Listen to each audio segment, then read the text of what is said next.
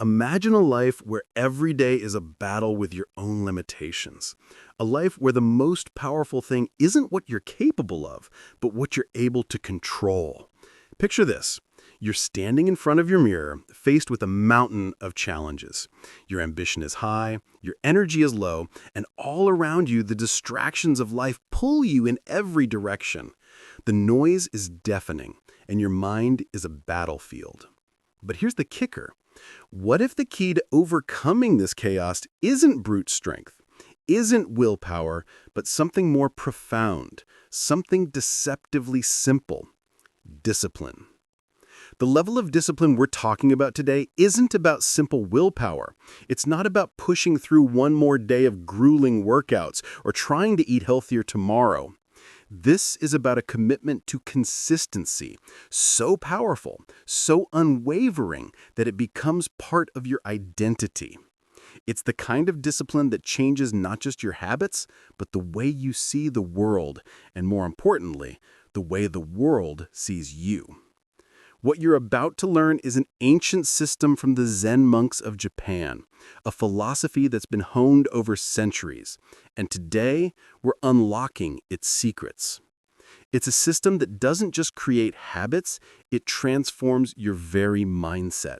It's called gyoji, a practice that perpetuates itself, an unbreakable discipline that turns a person into someone capable of achieving anything. But to get there, you must first understand one thing. It's not about willpower. It's about killing a part of yourself that resists change. You won't just be overcoming your excuses, you will be reshaping the very foundation of who you are.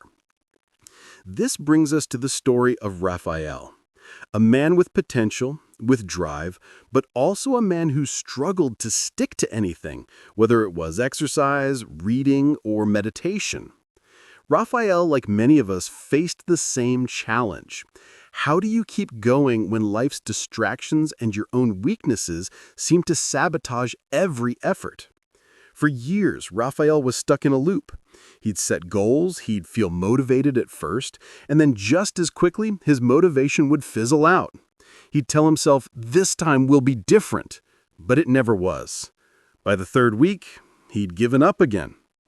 He was failing to see something fundamental that the Zen monks had already understood centuries ago. Discipline isn't about pushing harder. It's about aligning with the natural flow of your mind in the world around you. And then, Raphael discovered something that changed everything. A key practice of the Zen monks, gyoji. The monks of the Zen tradition didn't just meditate. They didn't just engage in practices to calm their minds. They lived by a rule, an unbreakable law of consistency called gyoji. This rule has been in place for centuries, practiced daily without exception. What does it mean? It means no gaps, no breaks. It's a commitment so rigid, so sacred, that there is no room for negotiation. It's the understanding that consistency is the foundation of all greatness. Without consistency, there's nothing. At 3:30 a.m. every single day, the bell at the Ehai Temple rings, and for over 800 years, the monks have woken up at precisely that time, not a minute earlier or later. This isn't about some arbitrary schedule. It's about eliminating choices. There's no decision-making when it comes to what they do. They don't even question it. What if you approached your day the same way? What if you stopped asking yourself when you'd find time to get things done and simply committed to doing them, no matter what? This is the secret behind the Zen monks' incredible discipline. They didn't promise to try. They declared their commitment publicly to their practice. They didn't just decide to meditate for a few minutes. They became meditators.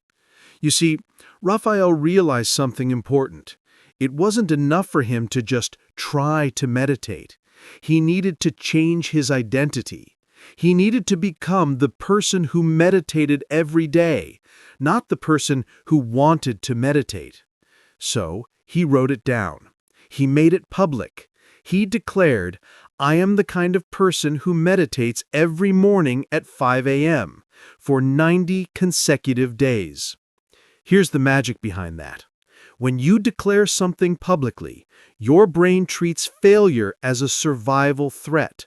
It's the primal instinct our ancestors had to maintain their status in the tribe. Failure meant death, or at least exile. Raphael's public declaration meant something far greater than the simple promise to himself. It was a psychological shift. His brain knew that failure now meant something far more dangerous: embarrassment, disappointment, and a public fall from his own standards. And that made it much harder to quit. Raphael soon realized that his journey was no longer about just making it through each day. It was about becoming the person who never gives up. It was about building a momentum so powerful that nothing could stop him. Not his excuses, not his fears, not even his biology. You see, the power of Gyoji lies in its simplicity. The Zen monks didn't teach complex rituals or advanced meditations. They taught one thing: consistency.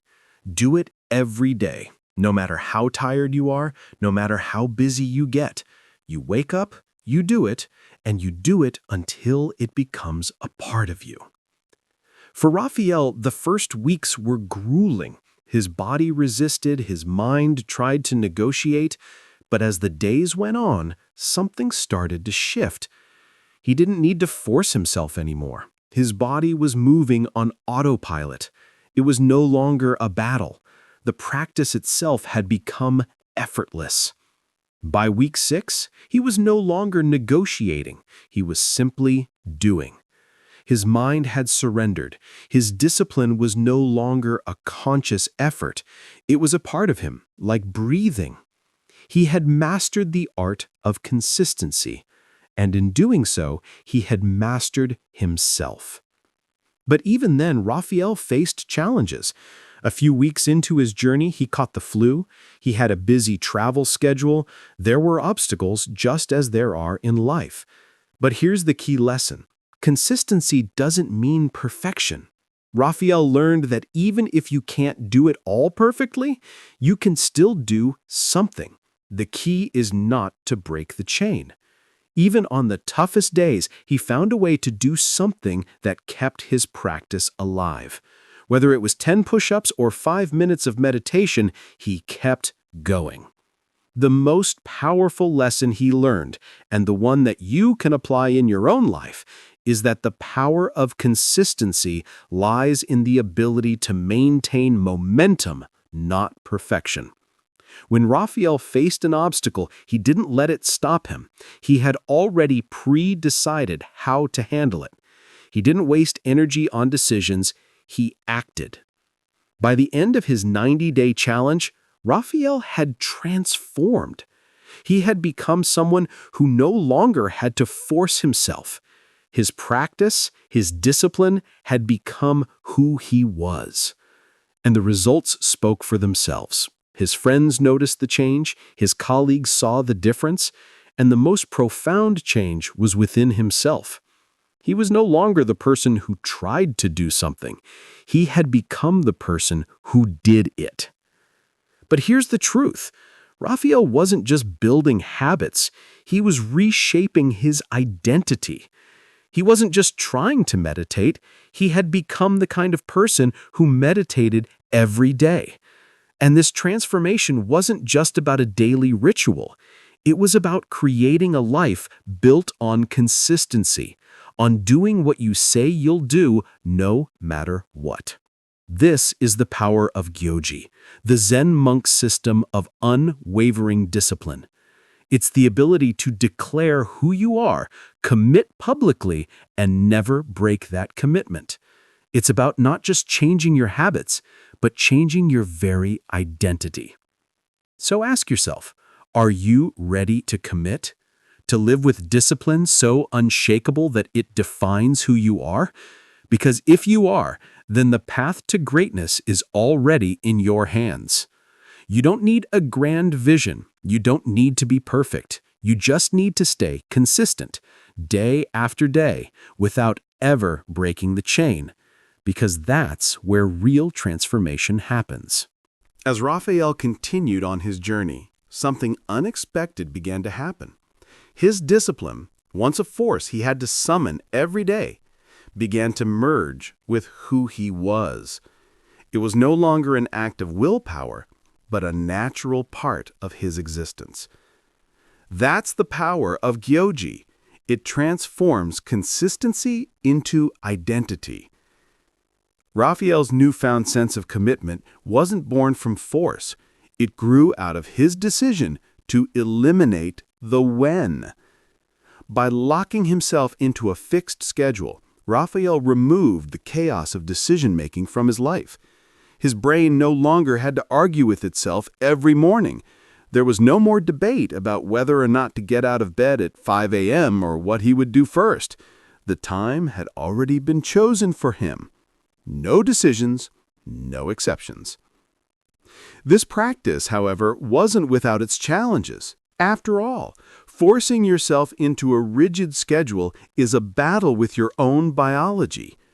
But the true power lay in the realization that this battle wasn't about instant results. It was about the long game.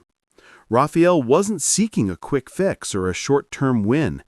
He was shaping his future through an unwavering commitment to consistency.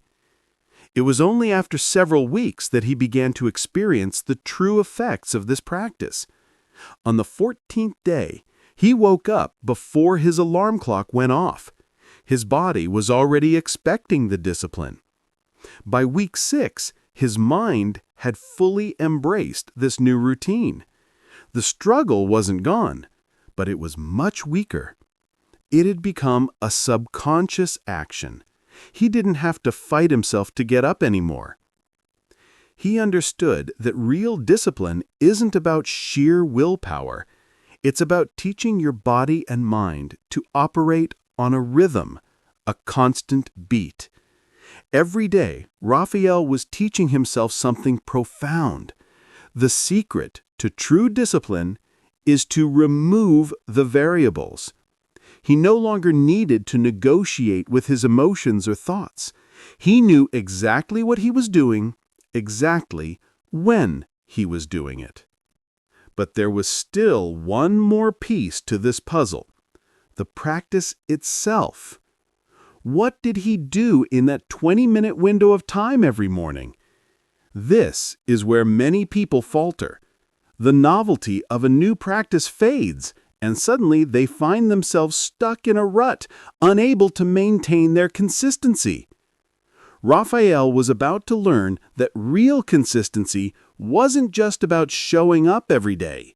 It was about making the practice itself unwavering. At first, Raphael allowed himself some freedom within his daily practice. On some days, he meditated. On others, he read. Sometimes he did push-ups, sometimes yoga. But as the weeks passed, his brain began to do what brains do best: look for patterns, and in this case, escape from consistency.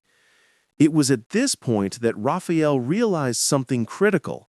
The lack of variety was his biggest barrier. Variety isn't freedom, it's confusion.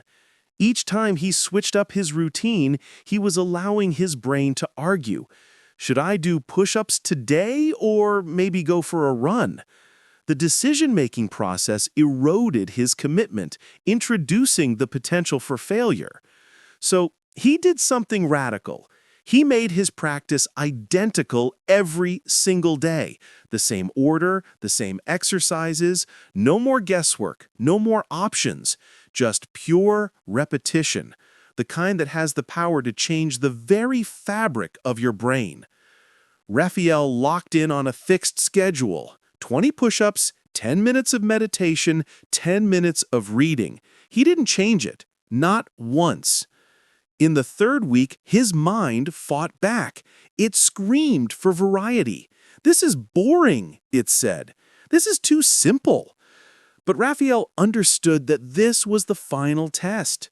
True discipline isn't about creativity or fun, it's about commitment to simplicity. It's about doing the same thing every day, no matter how mundane it seems. By the fourth week, something profound happened. The mental resistance weakened. It didn't vanish completely, but it no longer controlled him. By the sixth week, the routine was no longer something he had to fight against. It had become an integral part of his life. He no longer thought about it. It was just what he did. Raphael had experienced what true mastery of habit looks like. It's not about doing something for a short time and hoping for big results. It's about repetition. Every single day, no matter how tired you are, no matter how little motivation you have. Repetition until your body and mind know no other way. By the time Raphael reached his 90-day goal, he was a completely different person. He had transformed not just his habits, but his identity. The transformation wasn't just in his actions, it was in his mindset. He wasn't a person who tried to change anymore. He was the person who meditated, who worked out, who read. And the best part? He didn't need to rely on willpower. His body and mind were so ingrained in the routine that it had become automatic. The resistance that once stood in his way had crumbled, and now every day was just another step in his unshakable journey of consistency. Raphael had reached the level of discipline the Zen monks had known for centuries. He had discovered the secret of gyoji, continuous practice without interruption. But the real victory wasn't in the 90 days of unwavering consistency. The victory lay in who he had become. Raphael's transformation didn't just stop at his 90-day challenge. He had entered a phase where consistency wasn't just about keeping promises to others, but about keeping promises to himself. And that's where the true power of gyoji emerged, continuity through every circumstance, no matter how small or inconvenient. Raphael had broken through the resistance of his mind, but now he had to prepare himself for something even more significant: life's inevitable distractions. Most people fall off track when life gets in the way. Unexpected obstacles arise, and suddenly all the discipline in the world can seem pointless. This is where the Zen practice of non-negotiable hours comes into play. Raphael's fixed schedule allowed him to face these obstacles not as walls, but as opportunities for growth. When his work sent him on a business trip, Raphael didn't use it as an excuse to skip his practice. Instead, he adapted. He did his push-ups in the airport bathroom, meditated in the back of the Uber, and read on the plane. He didn't let the discomfort of travel or the disruption of routine throw him off course. In that moment, he truly embodied the Zen monk's practice of continuity without interruption. This is the mindset that sets the most disciplined people apart from the rest. It's the ability to keep moving forward even when things don't go perfectly. As Zen monks would say, the practice must continue. It doesn't matter if you're tired or sick or dealing with a hectic schedule. The practice doesn't stop. And this brings us to one of the hardest but most essential lessons that Raphael learned during his journey: the all-or-nothing fallacy. How often have we all thought, if I can't do it perfectly today, then I'll just try again tomorrow? How many times have we fallen into the trap of thinking that skipping one day or missing one goal means we've failed completely? This is where Dogen, a Zen Buddhist master, offered a revolutionary teaching. There is no such thing as perfect practice. What matters is the continuity of the effort, not the perfection of the execution. Every time you create a gap, you are letting your old self, the version of you that always excuses, procrastinates, and negotiates, creep back in. Raphael learned to reject the idea that a missed day meant failure. He understood that perfection was not the goal. The real victory was in showing up Day after day, regardless of the circumstances, regardless of the discomfort. Consistency is what builds character. The greatest lesson Raphael would take with him from the Zen practice of Gyoji was the importance of pre-solving obstacles before they even arise. It sounds simple, but it's incredibly effective. We all know the challenges life throws at us: sick days, work stress, family emergencies, unplanned events. But how many of us have actually prepared for them? How many of us have mapped out our responses to these inevitable interruptions? Zen monks, centuries before Raphael, practiced this with unwavering consistency. They didn't wait for obstacles to happen and then scramble to find a solution. They anticipated the storm. They built their house to weather it before it arrived. In their practice, every disruption had a predetermined response. Raphael took this principle to heart. Every possible obstacle that could break his consistency was anticipated and addressed. If he was traveling, he would do his push-ups in the hotel room. If he had a late night, he would still wake up at 5 a.m. and complete his routine. He had pre-solved his obstacles, and this created an invisible shield around his practice. This is where most people fail. They wait until the storm hits and then wonder how they'll weather it. But by creating pre-solutions, Raphael never had to make a decision in the heat of the moment. His mind had already been trained to respond without hesitation, and the obstacles lost their power to disrupt his routine. Think about it. The moments when we fail to follow through are usually when we're caught off guard, when life throws something unexpected our way and we don't know how to deal with it. But what if we anticipated these challenges ahead of time? What if we pre-solved them so thoroughly that there was no room for excuses or wavering? That's how you build a fortress of consistency, not by hoping life won't interrupt, but by preparing for it.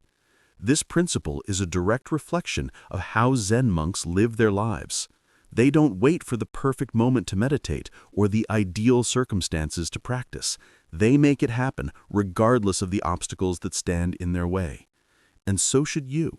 By deciding in advance how you'll react to challenges, you turn yourself into someone who doesn't just endure hardship, but uses it as fuel to move forward. In the end, discipline is not about the mornings you feel strong.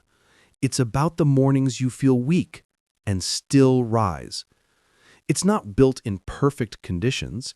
It's built in the cracks, the storms, and the days your mind begs you to stop. Because the truth is simple. Consistency is not the act of doing something every day. Consistency is becoming someone who cannot live any other way. When that shift happens, when your identity changes, when the practice continues even when your motivation dies, when the world calls you obsessive, extreme, or not normal, that is the moment you'll know.